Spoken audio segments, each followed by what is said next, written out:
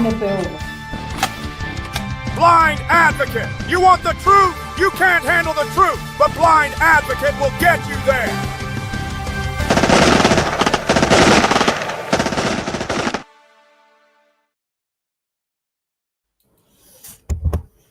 And good morning and welcome to another live this morning.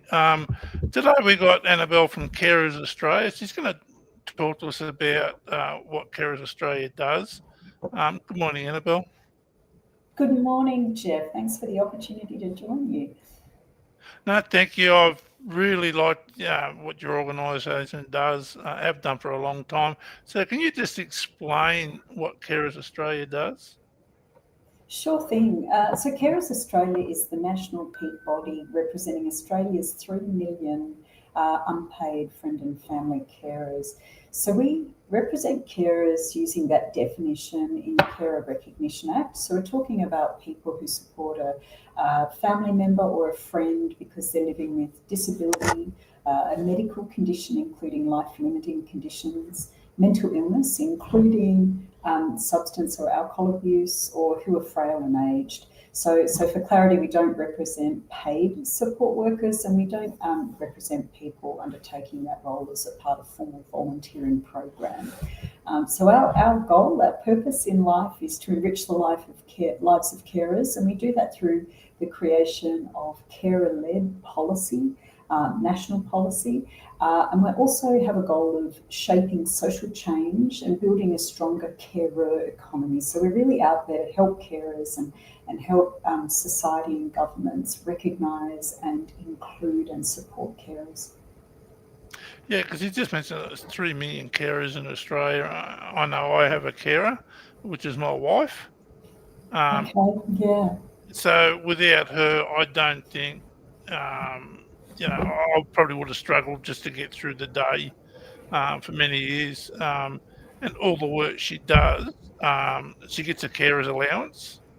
Yeah, okay. And it's nowhere near enough for carers to get back what they put into assisting people with disabilities or people in aged care or anything like that.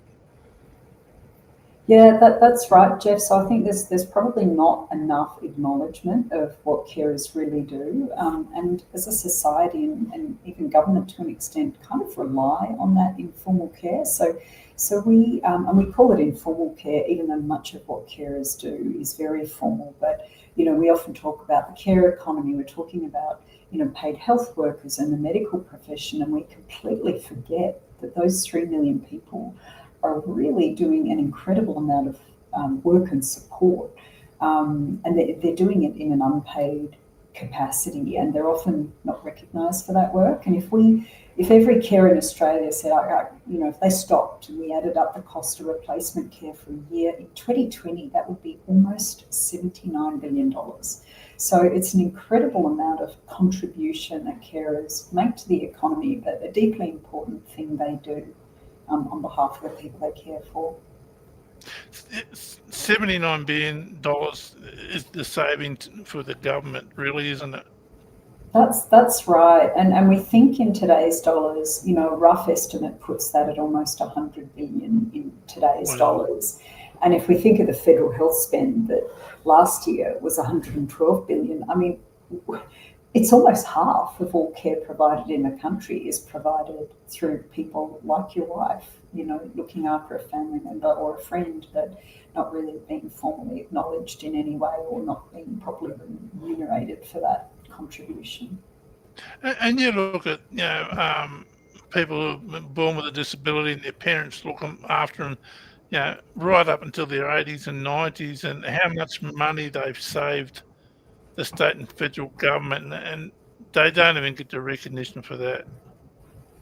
No, and the really hard part is that often carers pay the cost of that investment, if you like. So we know we run a big survey nationally of carers, and it's called the Carer Wellbeing Survey.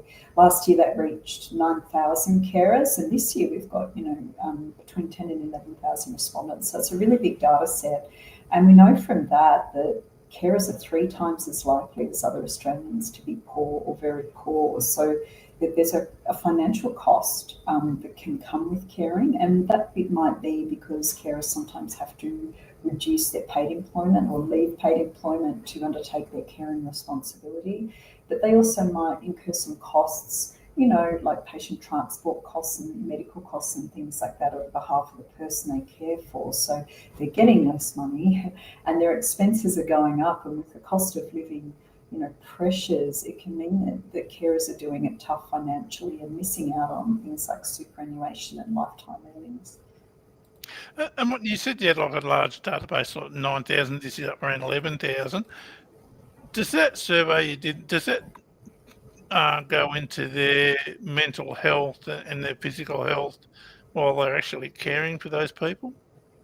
Yeah, thanks, Jeff. Yes, it does. So it looks at, it's called the Carer Wellbeing Survey. So it's looking at wellbeing, as you said, across physical health, mental health, social wellbeing, and financial wellbeing. And we also ask some very specific questions. We like to understand different cohorts of carers, so maybe carers of veterans, and how that experience might be different, or younger carers aged under 25. We want to know how that cohort's doing. And we certainly find that carers are twice as likely as other Australians to have lowered wellbeing. And that's because caring can mean, some types of care can be quite physical, and that can be taxing on people's physical health, but also a carer might have less time to look after themselves. So it's not like they forget to do exercise or something, they just don't have the hours in the day, maybe juggling care and work and family responsibilities. So they're not taking care of themselves. The other thing is that it can sometimes be socially isolating, and of course every carer's experience is completely different, but in some situations, carers just might not have enough time to catch up with friends or participate in their community, and then that takes a social and mental toll on their lives. And like we stated before, the lack of the recognition that the carers get from, not just the state and federal government, but from everybody else in the general community as well, very much underappreciated and under-resourced. You're absolutely right. I think they are. And we're seeing some positive changes, but it's really, think of a workplace.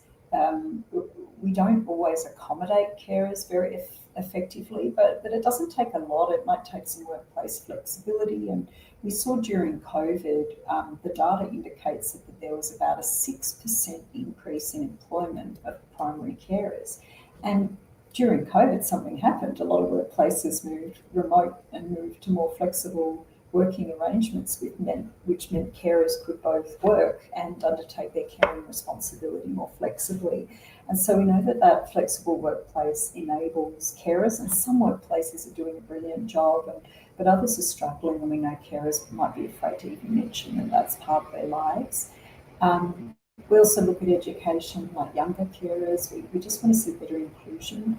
We hear from a lot of really young carers at school, in primary school and secondary school, and they're treated like the naughty kid in class because they're late and maybe they haven't done their homework, and they're probably looking at their phone in case there's a crisis at home, and they're not being recognised, for the responsibility they're carrying and the contribution they make, and they're not getting extra support or help in the school, and it is affecting many young carers, ability to participate in school. So we see high dropout rates, and we actually can have a study from the Australian Institute of Family Studies that shows lower NAPLAN results for young carers. So, we don't want that caring responsibility to mean that they're missing out on other opportunities in life.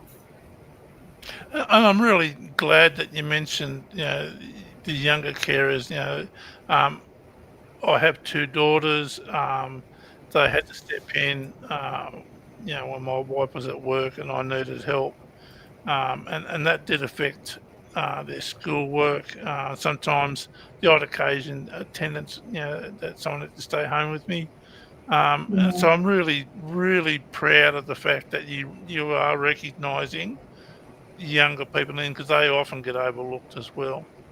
Yeah, thank you so much. I think it's just a really important area that we need to give our attention to, and it's something we're certainly speaking to decision makers about right now, because young carers don't get sufficient support in school. And again, it varies so much. Some schools are great and some don't even know what a young carer is. So we need them to be recognised and supported because they're doing something really important when they're at home.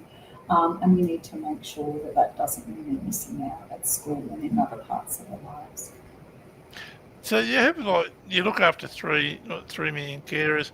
How much influence does that sort of amount of people have with the state and federal governments? Oh, good question. So I'll talk more to federal government because we're actually part of a national carer network. So we're the federal peak body, Carers Australia, but there's a carers organisation in every state and territory. So Carers New South Wales, Carers WA, Carers Queensland, and so on. And they are the advocates in that state and territory. They're the peak bodies in each state and territory. So they work with state and local governments quite closely. But yeah, I think we can certainly influence with 3 million carers.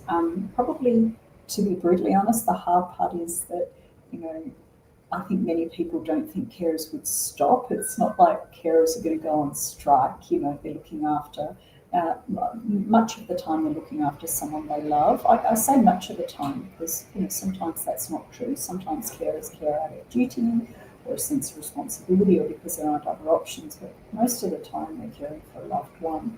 And so they're not going to stop caring. They want the very best for the person they care for.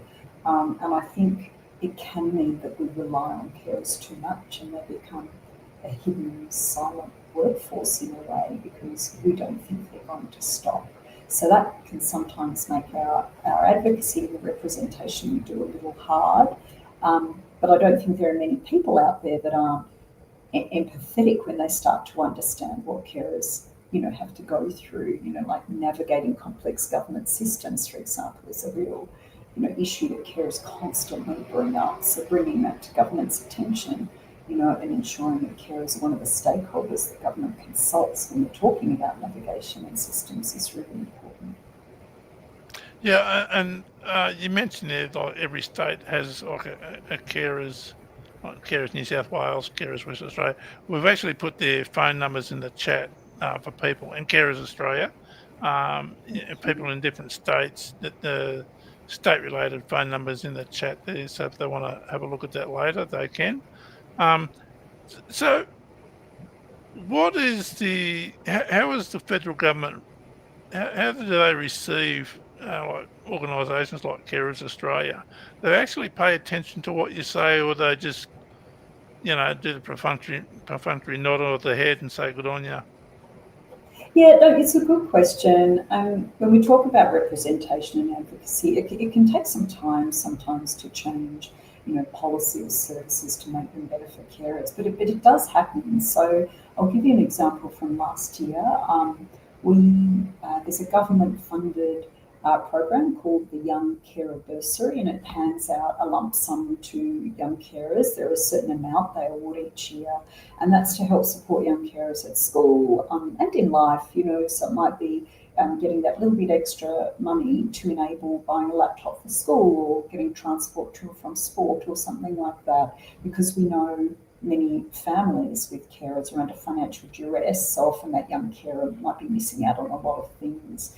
But of course, it's a very finite amount of funding and bursaries. So we were able to advocate last year to double the amount. And we, speaking to government, and they listened. And we were advocating and saying that, young carers are really doing it tough, and we were having really, difficult phone conversations with young carers. There was a lot of financial distress, and so by bringing this to the government's attention, we were able to get another big lump sum of funding and more than double the numbers of bursaries that were awarded in 2024. So, it can be hard bringing people's attention to something that needs to change, but it's not impossible and it can be done.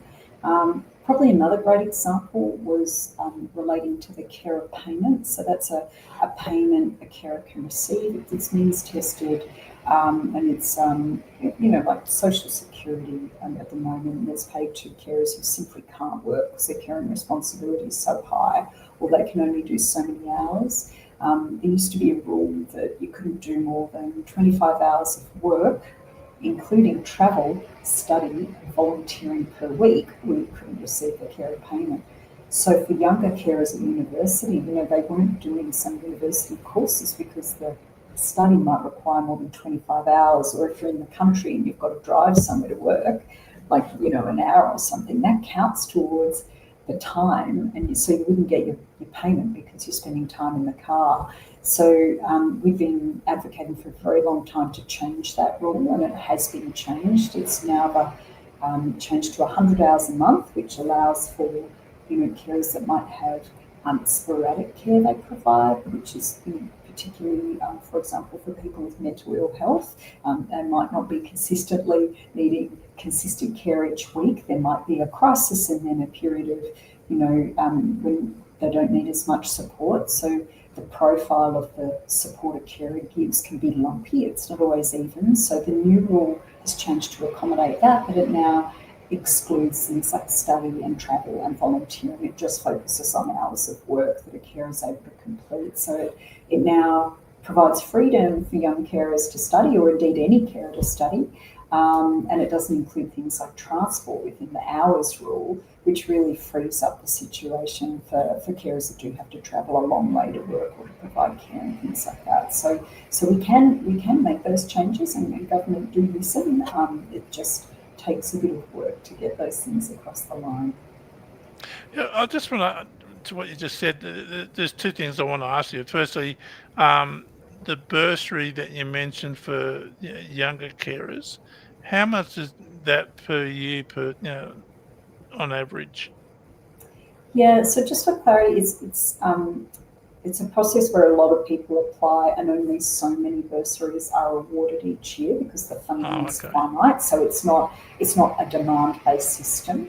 So just for clarity for young carers, but there's an application, and we try and identify the carers most in need and give it to them. So it's awarded annually. So it's not like you get on it and you get to keep it.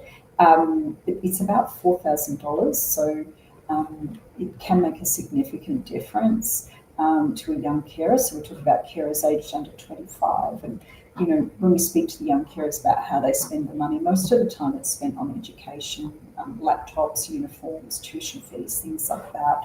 But sometimes it's spent on related activity like a sport or some community activity that the young carer wants to participate in, but the family just can't facilitate. Maybe if they've got one or more people they're caring for, they just don't have the bandwidth to drop a young carer at, say, soccer. So, it helps with things like that to enable the young carer in their education and in their life to help their trajectory be more like it would be if they didn't have that big responsibility. Yeah, I think it's sad. I think they should be entitled to that sort of money anyway, because you're just not a carer from 9 to 5 or 3 to 8 or 3 to 4. Yeah, you're a carer 24/7. But I'll just give an example of myself. Recently, I had open heart surgery. So my wife had to take time off work, drive me to Newcastle, accommodation, meals, laundry, all that sort of stuff while I was away in hospital. It adds up. So, like you said, these things aren't sort of like a flat 25 hours a week. Sometimes it might be 10, 15 hours a week, and other times it might be 100 hours a week. It's hard for carers to take time off work, using their holidays, the extra costs of going away and accommodation and that sort of stuff. Why isn't the government sort of like, carers are saving tens of billions of dollars a year? Why isn't the government sort of helping carers out more in those circumstances? Yeah, good question, Jeff, and I appreciate you sharing, personal story of caring, and it does really echo many carers. They all have a unique experience. Every caring situation is different, and as you said, something might come up. You might have the game plan sorted, and then there's a health need or an emergency or a crisis, and then the situation can change. So I think this is This is certainly something we're working on, but I guess it's not a simple solve. It's a solve across a lot of things. So a lot of things need to be addressed for carers. So you mentioned workplace flexibility. Why can't carers, they go through their annual leave and they're using their annual leave, which is really, rec leave that people would normally spend on holidays and things, and the carer's not on holiday. They're probably supporting someone with their annual leave, and they've taken their personal leave as well. So we made a submission years ago to the Productivity Commission on just that, looking for more leave for carers or looking overseas at different models. But even just that one thing is quite a complex system. There's a cost associated with that, and who would pay that cost would be the employer or the government. So I think it's a multifaceted solution that's needed, but I agree that more support is needed for carers because they're wearing financial costs. It's harder for them to juggle work because of their responsibility. It's harder for them to juggle education. And with an ageing population, we'll probably be needing more people to be friend and family carers. So we are going to have to work out ways to support them. There's not a way around it. Yeah, I think the process could be more flexible, more fluid. I mean, the paperwork that's needed, I think, in some respects, I think it's done to deliberately make it harder so people don't do it. Can try to get Yeah. extra funding. So, what can Carers Australia do to make it more flexible and more fluid, and being able to access more resources and stuff that for carers? Yeah, that's a great question. So there is a carer gateway. So I do want to make sure, if there are any carers listening, that they know that they've got their local care organisations we spoke about before, like Carers Victoria and Carers Tas, and all those organisations you can seek support from. There's also Carer Gateway, which is a federally funded service just for carers, and they do offer things like peer support and counselling, and Carer Gateway can help carers navigate things like respite. So that's an organisation there just to support lots of range of organisations delivering a service to support carers. But we do know from carers that system navigation, like you said, the paperwork to get things done is really hard. So we work with government departments on that. So, for example, we're on a forum that advises the National Disability Insurance Agency, and we often raise those concerns on behalf of carers, so that whilst they're designing, navigation systems and websites and talking about how people can be supported to access the things they need more easily, we're making sure the carer's voice is in that room when that discussion or that co-design is happening. And that might be Carers Australia being the voice of the carer, or it might be ensuring that there are carers actually in the co-design working groups that are designing the communications going to people and things like that. So I think there are government departments really thinking about this, but it's our job as Carers Australia to keep working with them to make sure they're really focused. And I'll give an example. I know, Services Australia is an organisation we work with, and I know that they've been working really hard with their call centre team, and I know I've presented to their call centre team about carers to make sure they're attuned to carers when they call and know how to direct them to supports. So I think it's just work to be done. We've got to make sure a lot of people know that who carers are. We've got to help carers realise they're carers too. It's hard to get connected with supports if you don't even know who a carer. You think I'm just looking after my dad or I'm looking after my wife or something like that. You might not realise that you need those supports. So there's some social change there around recognising and including the role of the carer in all those touch points. And then there's some sort of logistic work to be done to make sure that carers go to a website or do a form that's more streamlined, and they're not spending hours and hours and hours on the admin associated with being a carer and looking after another person or more than one person. So, we all know there's health issues and accidents happen, and people can become carers for a short time. I want to say a short time could be just a couple of months or 12 months or 18 months or whatever the case may be. Accessing those resources from the state and federal governments, Has that been made easier over the last few years for temporary carers? That's a great question. I think it's actually, it completely depends on the type of care provided in the setting.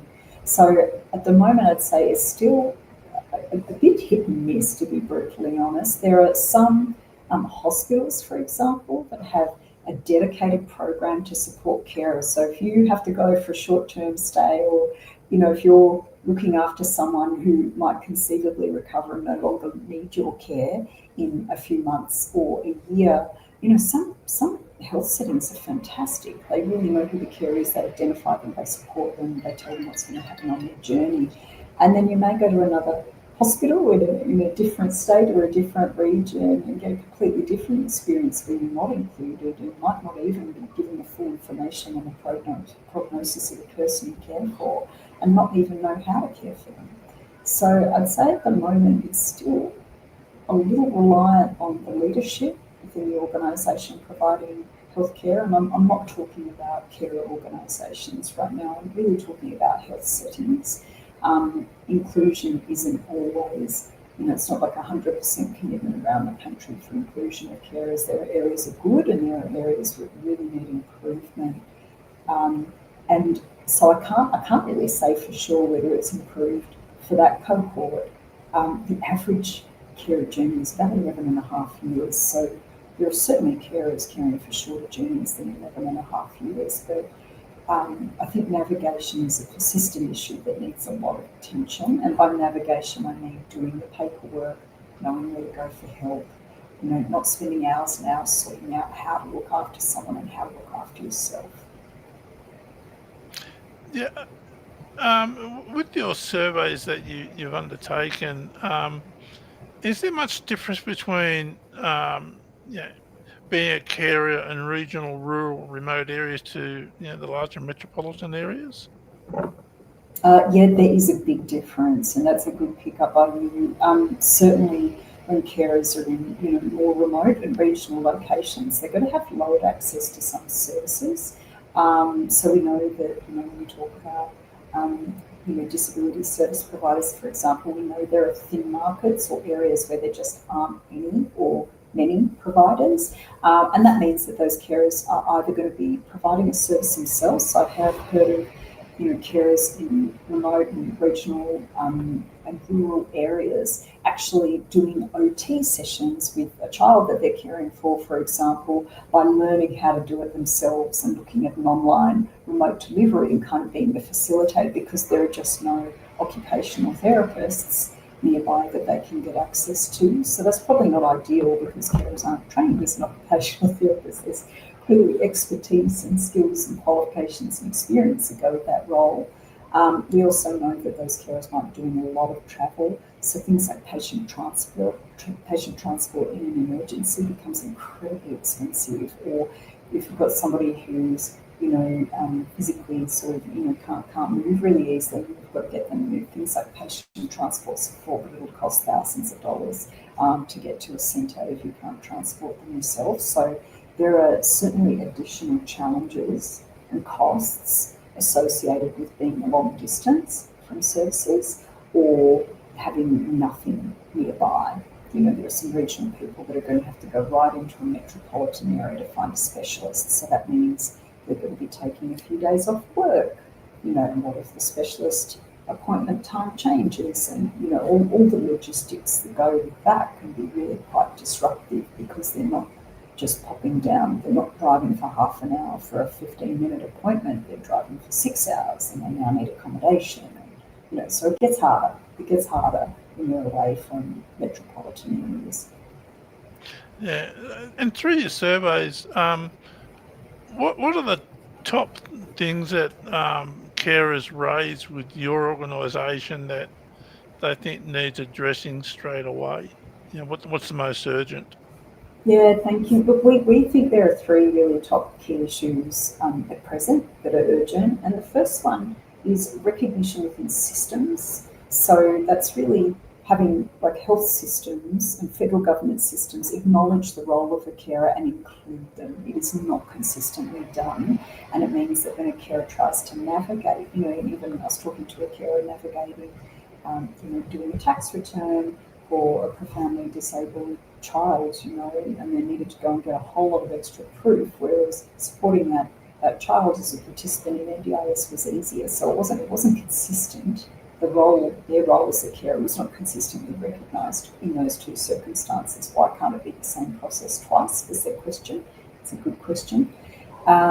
We also see, remuneration as an issue, and we've raised this before, but we want to make sure that carers are included in workplaces and are accommodated so that they continue in paid employment and continue to contribute economically. It's both good for the carer, but it's also good for the economy, it's good for the employer. We know it works better when carers can stay in employment, keep a hand in employment.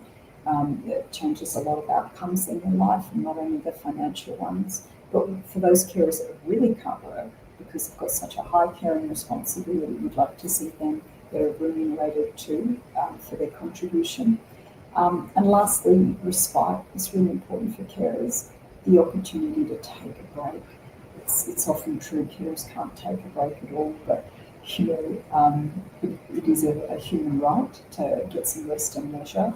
So we'd like to see more funding and support to ensure that there's flexible, fit-for-purpose respite for carers. And the big challenge there is short-term and emergency respite. So a lot of carers come into trouble if they themselves need, say, a medical procedure, or they need to urgently go to hospital and there's no one else to take care of the person they care for. They're in a tricky situation. They might refuse to get themselves medical attention, or they may have to take the person they care for with them to hospital. So we want to see more support for carers in those situations, because that's ridiculous where they can't get their own medical needs seen to. Absolutely.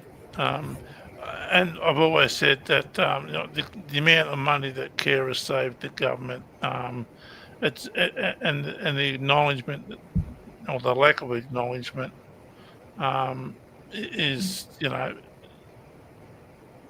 so far, it's really egregious. Basically, the way that the state and federal governments are treating carers. They know that they won't quit being a carer, and this is my opinion. I think that that's what the federal government relies on to save their money in the long term, is that they know carers won't stop caring for a loved one or a family member. And it's just, I just get really frustrated and angry with the way carers are treated and underappreciated by the government, especially the federal government. But one question I really want to ask you too was, since the introduction of the NDIS, how has that impacted carers? I know, participants get funding for respite as part of their plan. What can the Carers Australia do to help bridge that gap of NDIS funding to help them to become a carer? Yeah, thank you. It's a tricky question. The real design of NDIS, and first of its kind in the world, so of course we're navigating the unknown here. It's really to support people with disability, but it's true that there are things we'd like to see better outcomes for.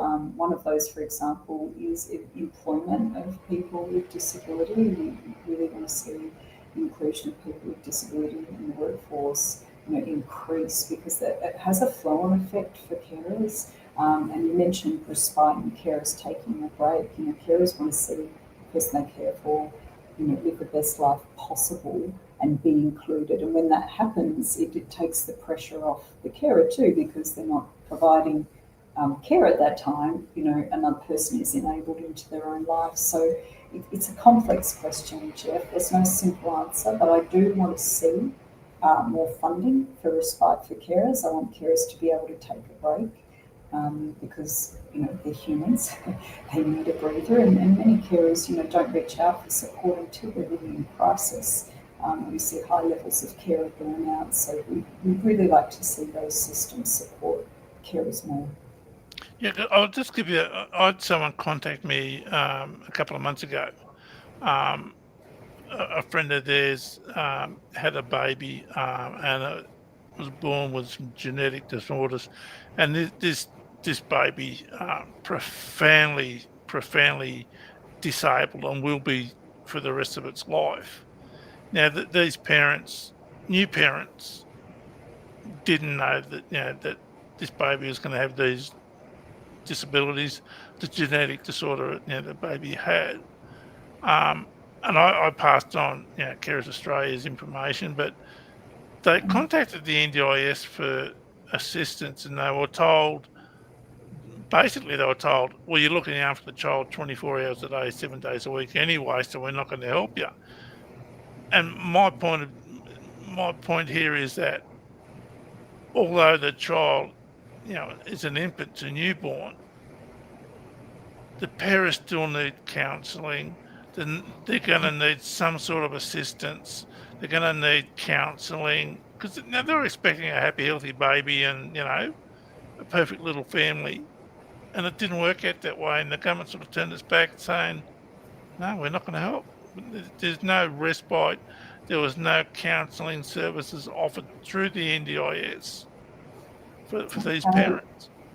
Yeah, I'm really. I can't account for every phone call, but I'm really sad to hear that story. I would like to see, we talk about recognition for a carer at the point of diagnosis, and I think that, in a perfect world, what I would like to see is the health professionals, they're sharing the news, sort of turn to people and go, okay, this means your life's going to change and you're becoming a carer. And there are supports for carers. There are the carer organisations in each state and territory, the Carer Gateway. That would be an immediate referral because they do provide counselling and peer support. So those parents might want to speak to other parents in the same situation and, be able to navigate this new journey for themselves with other people helping them build a network of supports, so that they can take breaks, or they know there are others there to help, or they get information on even what they need to do.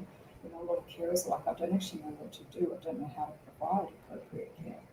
I'm not what, they need training. So there are support organisations that provide that, and I'd love to see carers referred to those organisations from the get-go so that they don't have to struggle and be turned away, and that's their first experience of being a carer. Yeah, because it was, I was so sad. I was devastated for these people for, for a couple of weeks, and I just wanted to reach out to them again, but I thought, they know how to contact me if they need more help. But I just provided a few bits of information that I knew. I think Carers Australia was one of them. So do you offer any education programs for carers and the general community? Yeah, so we don't deliver it ourselves. We're that advocate, if you like. We do representation. That's our job. It's certainly the state and territory organisations do support carers with education. They support carers with information on their rights. They do, as I said, peer support, counselling, and sometimes just social activities so carers can get together with other carers and just share their experiences and feel like they're not alone. So I strongly urge them to reach out to their local carer organisation. I don't know which state and territory they're in, but those organisations are expert at supporting carers and really empathetic and supportive, and will advocate, for them at the local level. I also think Carer Gateway, it does have those support services, and it's a funded federal service, so that's really supportive. And I think we need to go and speak to some of those other departments to help know those things are there so they can refer to them straight away rather than go, there's nothing for you, because that's not always true. And there are lots of small care organisations that might, around specific, types of care. So I know there's, organisations, I don't know if it's an immune deficiency thing or neurological, there are different groups for different types of care. Like Eating Disorders Australia, like there are lots of different organisations that really focus on specific, health conditions, and that they do also support the carers caring for people with those health conditions, and they can be a really good source of information and education as well. So not knowing the condition, I can't make a specific recommendation, but I would recommend that they maybe Google support groups for their health condition of their child. Is there anything else you'd like to mention before we go, or? I think I just really want carers out there to know that we are there for carers. We're listening. We want their voices to be heard. We want to hear about their issues and their challenges, because we're working very hard to try and work with the influencers and stakeholders to solve for those problems. So I want carers to know something's being done, and also to reach out, like I said, to your local carer organisation. They're brilliantly connected with a lot of organisations that can help you, and they provide services and support themselves. So you're not alone. Please do reach out and seek some support as early as you can. Really appreciate the chance to join you too, Jeff. And Thank you. Yeah, like I said, I'm a big supporter and fan of Carers Australia, and like the Carers New South Wales. I'm in New South Wales.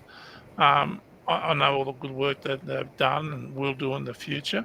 The Carers Australia and like each stakeholder, they seem to, in the last 10, 15 years, really come into their own and really move forward in a way that's that gets everyone together and move forward as one unit. I think that's great. Yeah, thank you. We hope to see more positive changes for carers. So we'll keep up the good work.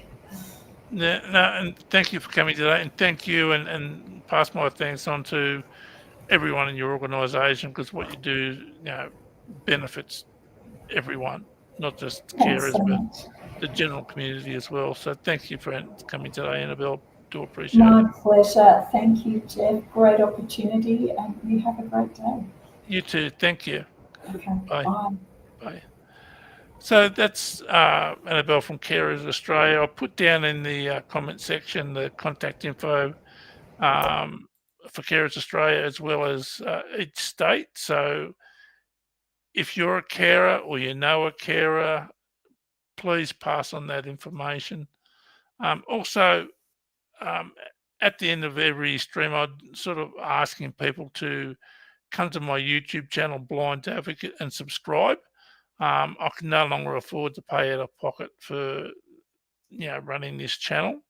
I've had to cut back on subscriptions that allow me to do what I'm doing.